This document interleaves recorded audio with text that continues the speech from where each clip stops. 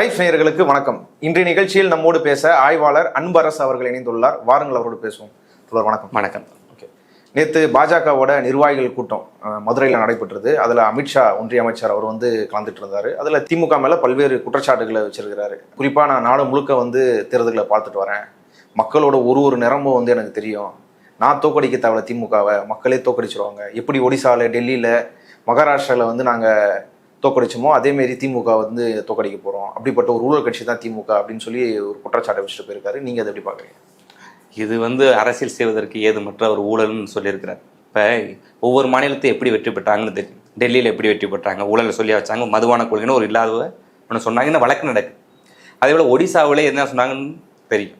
அதான் தமிழ்நாட்டை பொறுத்த வரைக்கும் அரசியல் செய்வதற்கு அமித்ஷாவுக்கு ஒன்றுமே இல்லை. தமிழ்நாட்டை ஏதாவது சொல்லியிருந்தா தானே சொல்லி ஏதாவது அரசியல் செய்யலாம். அதனால ஒரு இல்லாத ஊழல் குற்றச்சாட்டை சொல்லியிருக்காரு.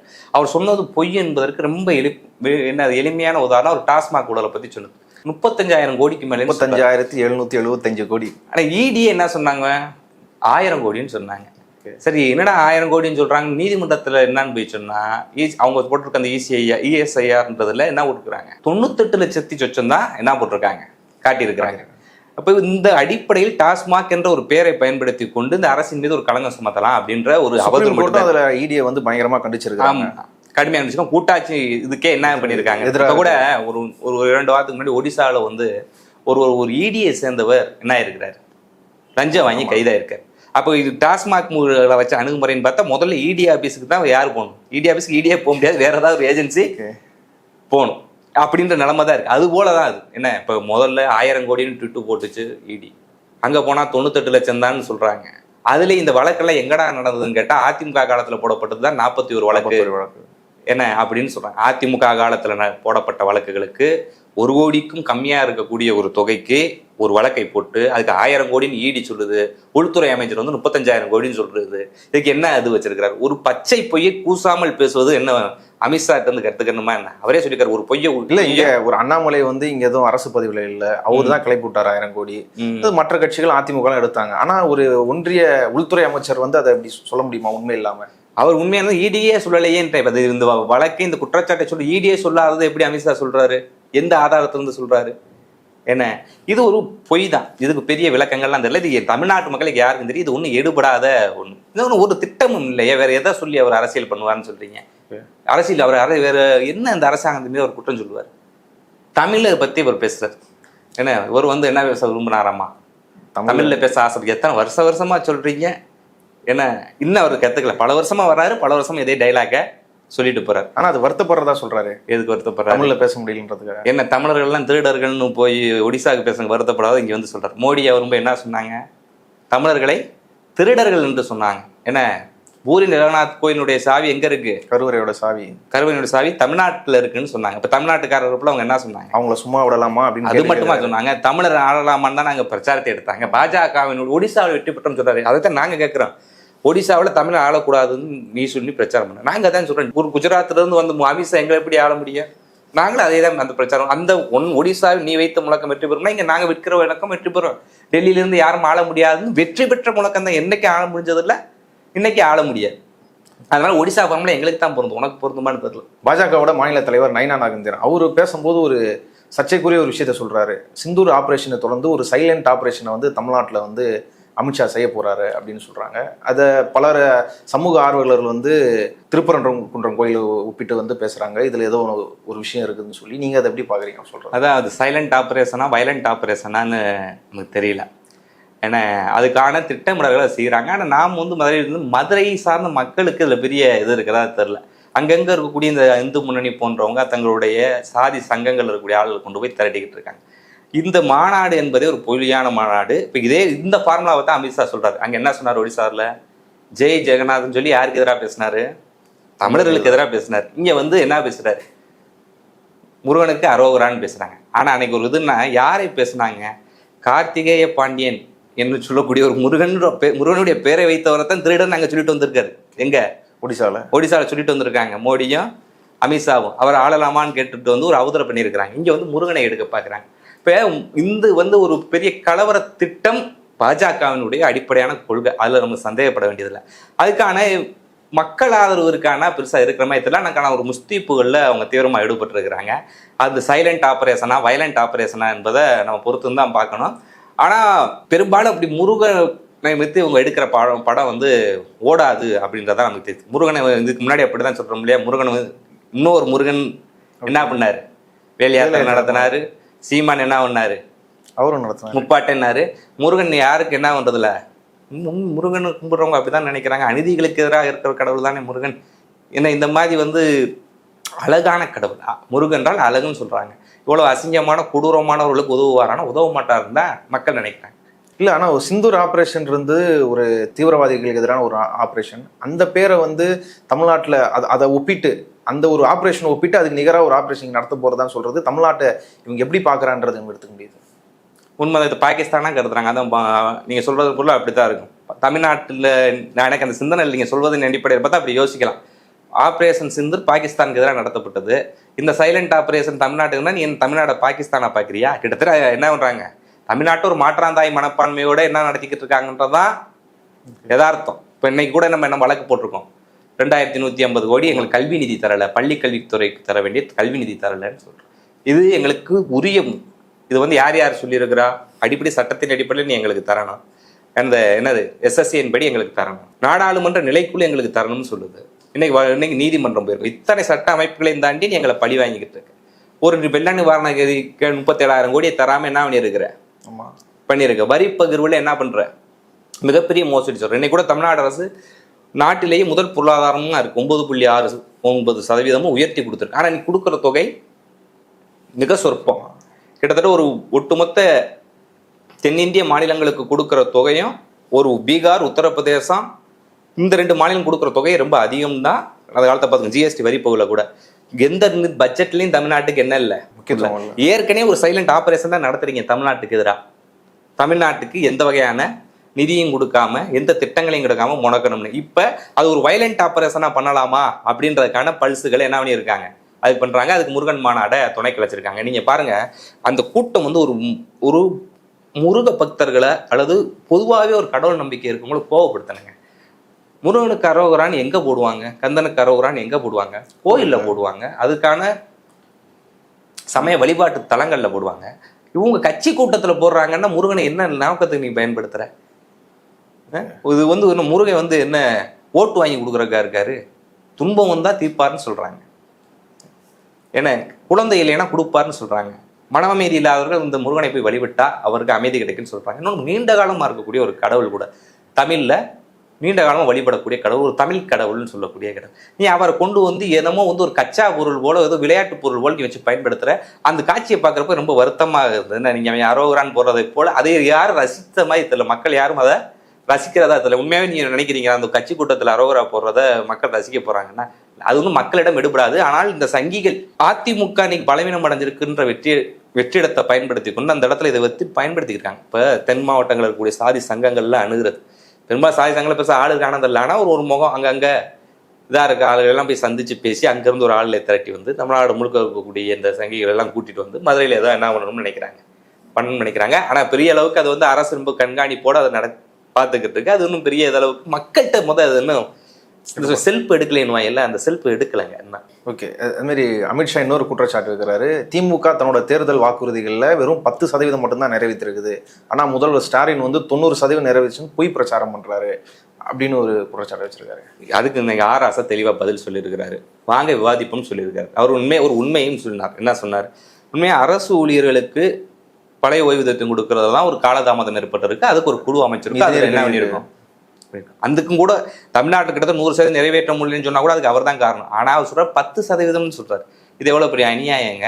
அவர் தான் கேட்கிறாரு, நீ தமிழ்ல என் கூட வாதாடு, நான் வந்து உனக்கு சொல்றேன்னு சொல்லியிருக்கிறாரு.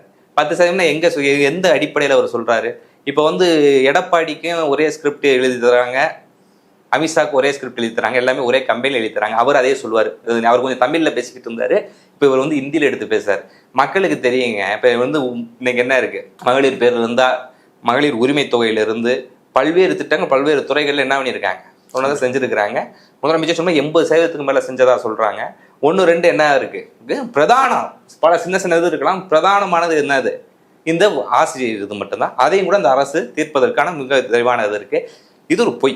அது கூட நான் கிட்டத்தட்ட 500க்கும் மேற்பட்ட வாக்குறுதிகள் கொடுத்தாங்க. நீ பட்டியலிட்டு காட்டு 90% நீ ஒரு லிஸ்ட் போட்டு அப்படின்னு. அதுதான் ஆராசா விவாதத்துக்கு பதில் சொல்லட்டும். ஓகே, தமிழ்நாட்டில் ஒன்றிய அரசு கூட இருந்த பெரிய பிரச்சனை வந்து போதுமான நிதியை வந்து ஒழுங்காக கொடுக்கலன்றதும், ரெண்டாவது டீலிமிட்டேஷன். இது மூலியமா வந்து தமிழ்நாட்டோட பிரதிநிதித்துவத்தை குறைக்கிறது பாராளுமன்றத்தில் அப்படின்ற பிரச்சனையை வந்து தொடர்ச்சியாக திமுக அரசாக இருக்கட்டும், மற்ற கூட்டணியில் இருக்கிற மற்ற கட்சிகளாக இருக்கட்டும் இதை ஏற்படுறாங்க. எடப்பாடி கூட அப்படி ஒரு பிரச்சனை வந்தால் நான் முதல் குரல் கொடுப்பேன்னு சொல்லிட்டு இருந்தாரு. ஆனால் அமித்ஷா தமிழ்நாட்டுக்கு வந்து இது குறித்து பெருசாக எதுவும் பேசாமல் போயிட்டாரு. ஆமாம், இது கிட்டத்தட்ட நீங்கள் அந்த முதல் சொன்ன அந்த கூட்டத்துக்கு ஒரு காரணம், இந்த தேதி காரணம்ன்றது இந்த டீலிமிட்டேஷனை பற்றிய ஒரு இது ஒன்றிய பாஜக அரசினுடைய ஒரு சதி நோக்கம் இன்னைக்கு அம்பலப்பட்டுருச்சு. இப்போ டீலிமிட்டேஷனுக்கு எதிராக தமிழ்நாடு கடந்த ஆண்டே தீர்மானம் போட்டாங்க. அதே போல் தமிழ்நாட்டு ஒரு அனைத்து கட்சி கூட்டம் போட்டாங்க. அதே போல் பல்வேறு கிட்டத்தட்ட 7 மாநிலங்களை சேர்ந்த அரசியல் தலைவர் முன்னது கூட்டம் போட்டாங்க. அதுக்கு எதிரான ஒரு கூட்டு நடவடிக்கை குழுவை அமைச்சாங்க. அப்போ எல்லாம் என்ன சொல்லிக்கிட்டு இருந்தாங்க, இவங்க நீங்கள் இவ்வளோ அவசரப்படுறீங்க, நான் திசை திருப்புறோம்னு சொன்னாங்க. என்ன சொன்னாங்க? திசை திருப்புறம். அப்போ வேகமாக ஓடோடி வந்து கோயம்புத்தூர்ல என்ன பேசினாரு? இல்லை நாங்கள் தொகுதியெல்லாம் என்ன ஆகாது, குறைக்கலாடோட தொகுதி நான் கொடுப்போம்னாங்க. ப்ரோரோட்டேனா என்னன்னு இன்னும் விளக்கல. இப்படிலாம் சொன்னாங்க. முதல் இல்லாத பிரச்சனைன்னு சொன்னாங்க. இப்போ ஒரு 2-3 மாதங்கள்ல அந்த பிரச்சனை நடந்திருக்கும். அதை எடுத்து தமிழ்நாடு அரசு, குறிப்பாக திமுக அதை எடுத்து தமிழ்நாடு முன்மைக்கு ஒரு பெரிய இயக்கத்தை எடுத்துச்சு. என்னது? ஃபேர் டீலிமிட்டேஷன் வேணும் அப்படின்னு. அப்போ இல்லாத பிரச்சனையை வச்சு இது பண்ணணும்னு சொன்னாங்க. ஆனால் இன்னைக்கு மக்கள் தொகை கணக்கெடுப்பு 2027 மார்ச்சோட நடத்துவோம், 2 கட்டம், மார்ச் கூட 2 கட்டங்களை நடத்தி முடிப்போம்னு சொல்லியிருக்கீங்களே. இப்போ உன்னுடைய சதி நோக்க வெளிப்பட்டுச்சா இல்லையா? ஏன்னா இந்த 2027 நீ தேர்ந்தெடுத்திருக்க 84வது அரசியல் சட்ட திருத்தத்தின் அடிப்படையில் என்ன சொல்றாங்க? 2026ஆம் ஆண்டிற்கு பின்னால் நடத்தப்படக்கூடிய முதல் மக்கள் தொகை கணக்கெடுப்பின் அடிப்படையில் தான் தொகுதிகளை மறுவரையறை செய்ய முடியும்னு சொல்றாங்க. அதனாலதான் 2021 நடத்த வேண்டியதை நீங்க இழுத்தடிச்சுக்கிட்டே வந்தீங்க. 2021 சரி கோவிட் இருந்துச்சு, நடத்தல. ஏன் 23 நடத்தல? ஏன் 25 நடத்தல? 24 நடத்தல 27 இன்னும் கொஞ்சம் 4 வருஷம் போதும் 2031 நடத்தலாம்ல. ஏன் இப்ப இதை நடத்துறப்ப 2026 வரைக்கும் காத்திருந்து அதுக்கு ஒரு பாராளுமன்ற கட்டடத்தை கட்டிட்டு இப்ப தமிழ்நாட்டுல இவர் என்ன சொல்றாங்க? ஒருவேளை இதுவும் அந்த ஆப்ரேஷன் சைலண்ட் ஆப்ரேஷன்ல வரும் போல. என்னன்னா தமிழ்நாட்டுல நேரடியாக ஜெயிக்க முடியல.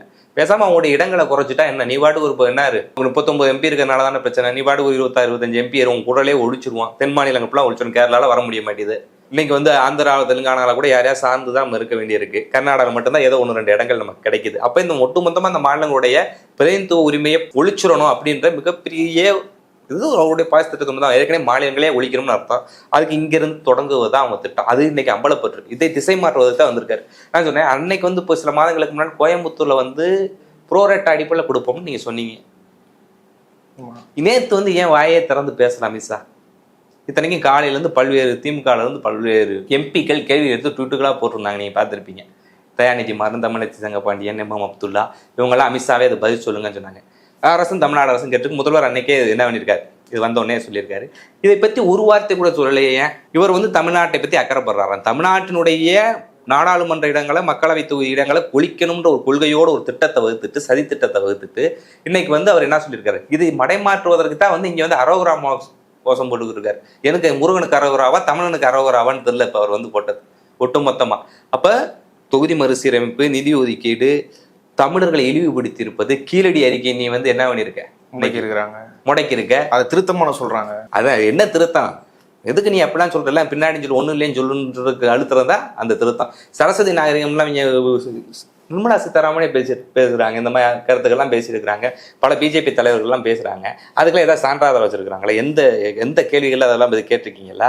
இந்த மாதிரி கருத்துக்களை பேசினா பல உயர் பதவிகள்லாம் கொடுத்து எங்க வச்சிருக்கீங்க? ஐசிஹெச்ஆர் போன்ற பெரிய ஆய்வு நிறுவனங்களுடைய தலைவர்கள் ஆக்குறீங்க, பல்கலைக்கழகங்களுக்கு துணைவேந்தர் ஆக்குறீங்க.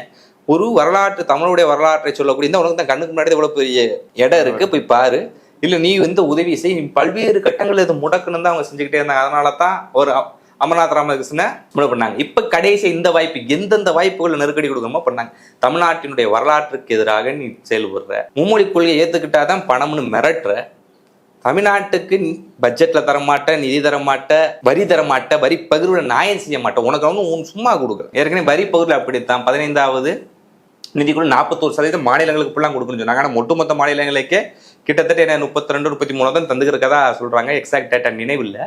அப்ப அதுலயும் தமிழ்நாட்டுக்கு ரொம்ப குறைவு. நீ எல்லா வகைகளையும் எங்களை முடக்கிற, அரசியல் ரீதியாக, பண்பாடு ரீதியாக, கல்வி சூழல்கள்ல, யூஜிசி விஷயத்துல என்ன இன்னும் பல்கலைக்கழகத்துக்கு துணைவேந்தர் நியமிக்கிற அதிகாரத்தை பெற்றுவதற்கு ஒரு வரலாற்று சிறப்புமிக்க தீர்ப்பு பெற்றோம். வழக்கு பல்கலைக்கழக துணைவேந்தர்கள் நியமிப்பதற்கா தமிழ்நாடு அரசுக்கா ஆளுநருக்கான்ற வழக்கா இருந்தா கூட ஆளுநருடைய அதிகாரத்தை கட்டுப்படுத்துகிற அதிகாரத்துல ஆணவத்தை அவங்க வந்து இந்த நாட்டினுடைய ஜனநாயக அமைப்பு முறைக்கே ஜனநாயகத்தினுடைய நடைமுறைக்கே தடைக்கல்லாக இருந்த ஒரு பதவி மிஸ்யூஸ் பண்ணக்கூடாதுன்ற ஒரு கட்டிகாலத்தை போட்டிருக்காங்க. அது இல்லீகலா அவங்க செயல்பட்டாங்கன்னு வேற அவங்க கடுமையா வாங்கிட்டாங்க. அது ஒரு வரலாற்று சிறப்பு மிக்க வந்து உண்மையிலே இந்தியாவினுடைய அரசியல் சட்டம் ரொம்ப முக்கியமான தீர்ப்பு. தமிழ்நாட்டு வாங்கி இந்தியா மூலம் கொடுத்துருக்காங்க. ஆனா அதுக்கு நீங்க என்ன பண்ற, நேரடியா குடியரசுத் தலைவர் துணை குடியரசுத் தலைவர் வச்சு உச்ச நீதிமன்றத்தை மிரட்டுற.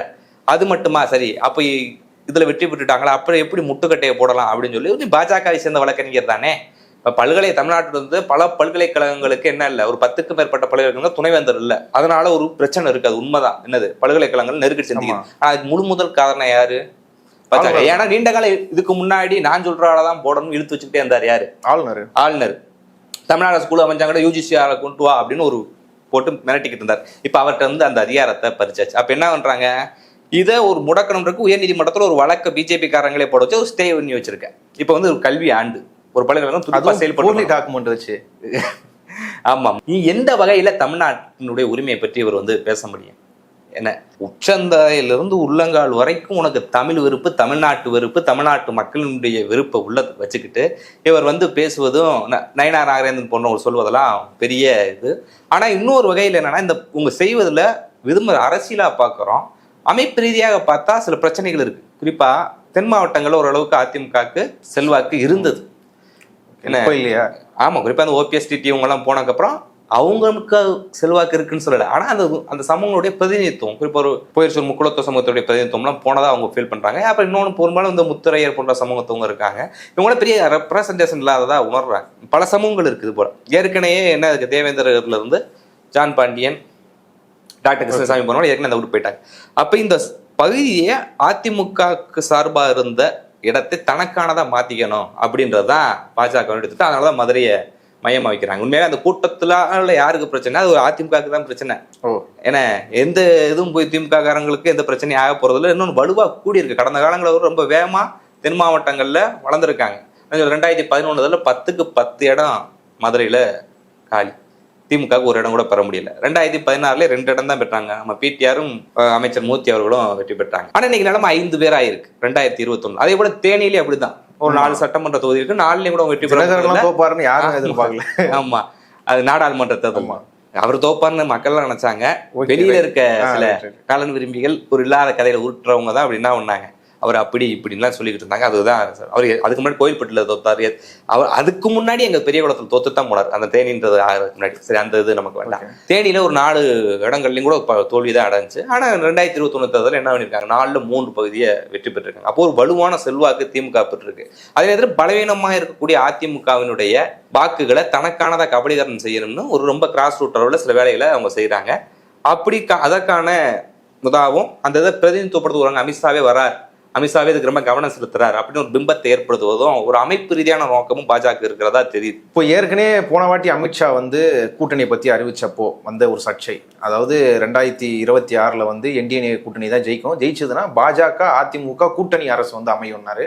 அதுக்கப்புறம் எடப்பாடி வந்து அதை மறுத்தாரு. அது அந்த பொருள்ல சொல்ல போல தப்பா வந்து புரிஞ்சுக்கப்பட்டதுன்னு. இப்போ மறுபடியும் வந்து தெளிவா சொல்றாரு, ஜெயிக்கும் என்டிஏ கூட்டணி, பாஜக அதிமுக கூட்டணி தான் வந்து அரசாலும் அப்படின்னு சொல்றாரு. இது எப்படி எடுத்துக்கிறது?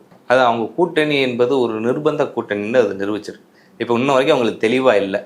அன்னைக்கு சொன்ன போல அந்த கூட்டணி அறிவிக்கிற போதே ஒரு வார்த்தையும் பேசலை.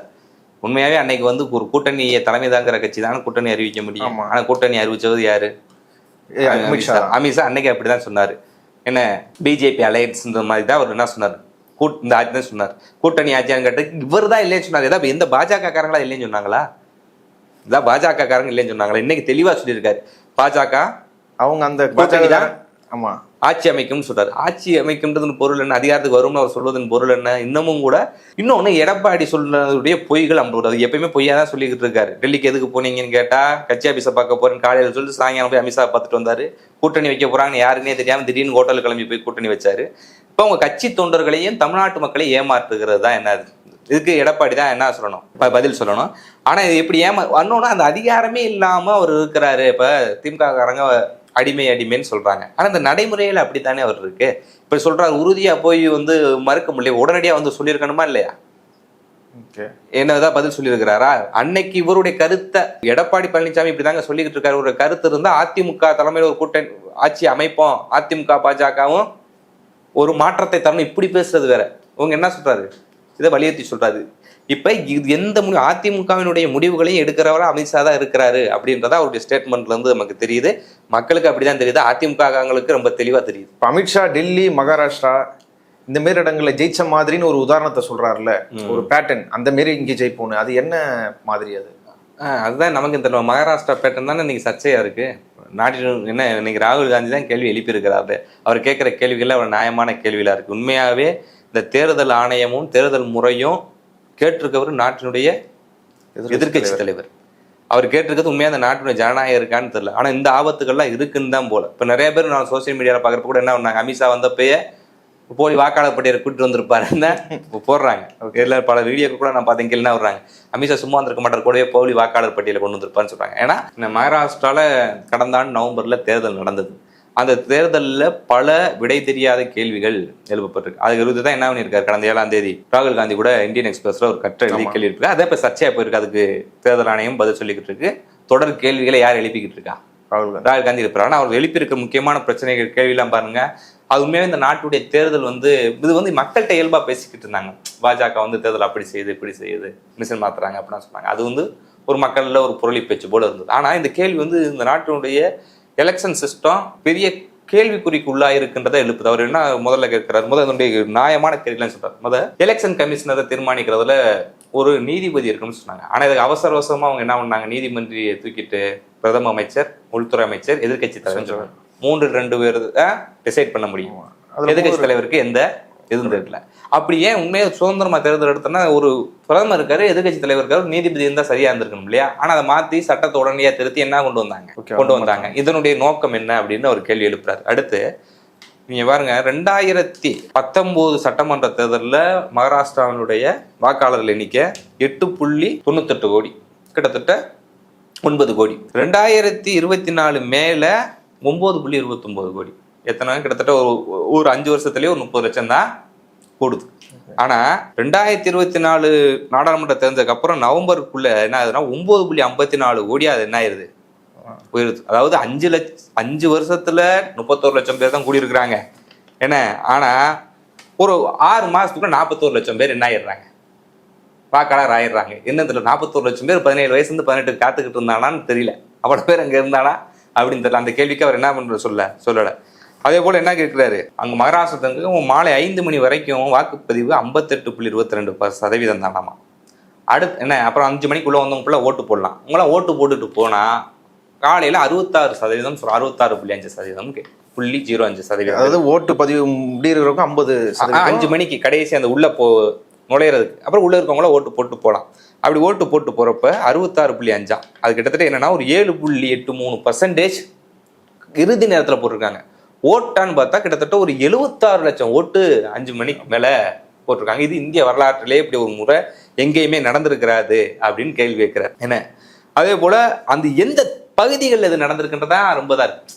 சரி, ஓட்டை கூட உங்க போட்டோம் என்ன, 5 மணிக்குள்ள வந்துட்டு போறாங்க, 76 லட்சம் போறாங்க, அதுக்கான கேள்வி இருப்பாங்க. அவ்வளவு பேர்லாம் போட முடியாது, அதுக்கு நேரம் அதிகமாகும். ஒரு பூத்துக்கு இப்போ ஏதோ 12,000 பூத்துக்கு மேல ஒரு ஓட்டுக்கு 600 ஓட்டுன்னு சொன்னா கூட அதனுடைய நேரம் இன்னும் கூட ஆயிரும் அப்படிலாம் கேள்வி எழுப்பியிருக்கிறார். அதோட என்னன்னா, இது எந்த பகுதிகளில் அப்படின்ற ஒரு கேள்வி கேட்கிறார். எந்த பகுதிகளில் இந்த ஓட்டு இது நடந்திருக்கு அப்படின்னா, 2024 நாடாளுமன்ற தேர்தலில் 32% தான் இந்த பகுதிகளில் என்ன பண்ணியிருக்காங்க. கிட்டத்தட்ட ஒரு 149 சீட்டு பிஜேபி ஓட்டிட்டதுல 132 சீட்ல ஜெயிச்சிருக்காங்க. கிட்டத்தட்ட 89% யார் அடிச்சுட்டா, போட்டி போட்டதில் 80 அடிச்சுட்டாங்க. ஆனா 5 மாசத்துக்கு முன்னாடி நாடாளுமன்ற தேர்தல் இருக்கிறப்ப இந்த பகுதிகளில் மொத்தமே 32% தான் அவங்களால வெற்றி பெற முடிஞ்சு. இவ்வளவு பெரிய டிராஸ்டிக்கான சேஞ்ச் எப்படி என்ன இருக்கும் அப்படின்னு அவர் கேள்வி கேட்கிறார். இன்னொன்று, இதுக்கெல்லாம் ஏங்க இப்படிலாம் இருக்கிறதுக்கான வீடியோ எடுக்கிறீங்கல்ல, வீடியோ வெளியிடுங்கன்னு சொன்னால் அவசரமாக ஒரு சட்ட திருத்தத்தை கொண்டு வந்து வீடியோ காட்சிகளை வெளியிலே சொல்கிறாங்க. அப்போ நீங்கள் மகாராஷ்டிரா தேர்தல் ஒரு முறைகேடான தேர்தல்ன்றக்கான அனைத்து நியாயமான கேள்விகளும் எழுப்பியிருக்கிறாரு. இது ரொம்ப ஆபத்தானதும் கூட. இப்போ அதான் நயினார் நாகேந்திரன் சொன்ன சைலண்ட் ஆப்ரேஷன் கூட பல கணக்குகள் வருது என்ன. அதில் இது ஒரு ஆப்ரேஷனா என்பது தெரியல. இதே முறையில தான் தமிழ்நாட்டிலையும் நடக்கும் அப்படின்றத சொல்ல வராங்களா? அப்படி நடக்க முடியுமான்னு தெரியல. எனக்கு தமிழ்நாட்டில் கண்டுபிடிச்சிட முடியாதாங்க. மகாராஷ்டிராவில் பாஜக ஒரு ஆட்சிக்கு வந்து இப்படி ஒரு நடந்துட்டு நம்ம சொல்ல முடியாது, அது வரட்டும். ஓகே. நாடாளுமன்றம் கேட்டிருக்காங்க, அவங்க பதில் சொல்லட்டும், இதுக்கான இதை பண்ணட்டும். ஆனால் தமிழ்நாட்டில் எப்படி செய்ய முடியும் தெரியுமா தெரியாதா? எவனா நான் 200 ஒரு 180 தொகுதி பாஜக ஜெயிச்சிட்டுன்னு சொன்னால் தமிழ்நாட்டில் எவனா நம்புவானா? அப்படிலாம் நடக்கிறதுக்கு வாய்ப்பு இருக்காது தமிழ்நாட்டில். ஆனா ஒரு எச்சரிக்கையோட நம்ம அதை ஆமா, வேற ஏதாவது இப்போ உடனடியாக நடக்குமான்றதுல சில மைண்ட் ரூட்டா பிரச்சனை நடக்கலாம். ஏன்னா இப்படி முறைகேடாக நடந்திருக்கேன், இந்த முறைகேடுக்குன்னு ஒரு நியாயமான பதிலை சொல்லலையே. ஏன்னா இன்னும் எந்த அமைப்பு சுதந்திரமாக செயல்படக்கூடிய அரசியல் நிறுவனங்கள் எதுவுமே சுதந்திரமாக செயல்படல. ஏன்னா அமலாக்கத்துறை எந்த பாஜகக்காரர் போய் பாஞ்சிருக்கு இத்தனை வருஷத்துல? சிபிஐ. ஊருக்கு சின்ன குழந்தைக்கும் தெரியும் யாரு இடியும் சிபிஐக்கு யாருக்கு வேலை பார்க்குறாங்கன்னு. இசிஐயும் இப்போ அதுக்கு வேலை பார்க்குது. அதுக்கான ஆளுகளை தேர்ந்தெடுக்கிறதுக்கு தானே அவங்க 3-2 பேர் இந்த சட்டத்திட்டத்தையும் கொண்டு வந்திருக்காங்க. அப்போ இதுதான் உண்மையான ஒரு பால் சிஸ்டம் அபாயத்தில் இருக்கும். ஆனால் தமிழ்நாடு மட்டும் தனிச்சிருந்துக்கும் அப்படின்னு நம்ம சொல்ல முடியாது. அவர்கள் தங்களுடைய பல்வேறு வகையான சித்து விளையாட்டுகளையும் காட்டுவதற்கு தயாராக இருக்கிறாங்க அப்படின்றதான் ராகுல் காந்தி எழுப்பி இருக்கக்கூடிய இந்த முக்கியமானது சொல்லுது. இது மிகப்பெரிய நாடு முன்னைக்கு இது ஒரு முக்கியமான பேசு பொருளாக்கணும். இதை நம்ம கவனத்தில் கொள்ளணும். பாஜகவினுடைய இந்த மாதிரியான சதிகளையும் மக்களிடம் கொண்டு போய் சேர்க்க வேண்டிய கடமை நமக்கு இருக்கு. ஓகே, இவ்வளவு நேரம் இந்த செய்திகள் குறித்து விரிவாக உங்க கருத்துக்களை பகிர்ந்து கொண்டதுக்கு நன்றி. நன்றி தான்.